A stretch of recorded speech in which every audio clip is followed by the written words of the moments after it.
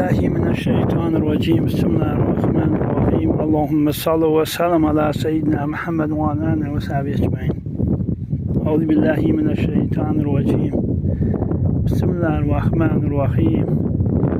İnna enzelnahu fi leyletul kadr ve ma edrake ma leyletul kadr. Leyletul kadr hayrun min elfi şehr. Tenezzelul melâiketu ve ruhu fîhâ bi'izni rabbihim min kulli emr. Salamun hiye hattâ matla'ul fecr. Şun روز جمعه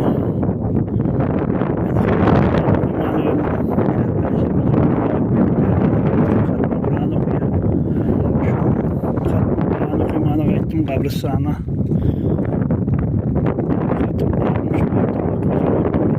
yadigarı da attım.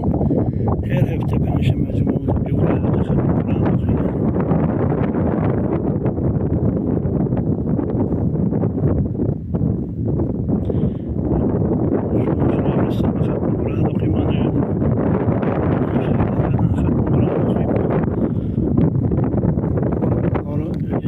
Gitmedi inşallah. Her Perşembe Cuma hiçbir şey yapıp kaydıp Hatma Kur'an mürettep okuyor. Şu vaazı sevdiğin 30 yıl 31 yıl var şu attım gidip Hatma Kur'an her hafta gidip okuyor. O da araşık şu vaazı sevdiğin mürettep gelip okuyup gittim.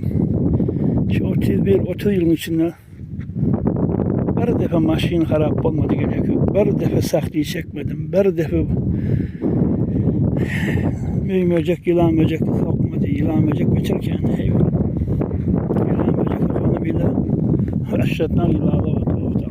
Hiç şey sokmadı. O da Arap çok şükür. Yılanı düşündüm vardım. Yılan ayağıma değip de durdu köşümden. Sokmadı.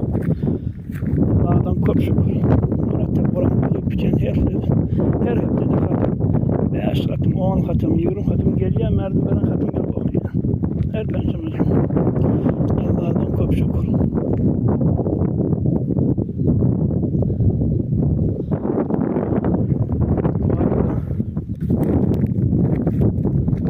Babam Doğu 5405 yeni tompun yerine 32 gün var su attım.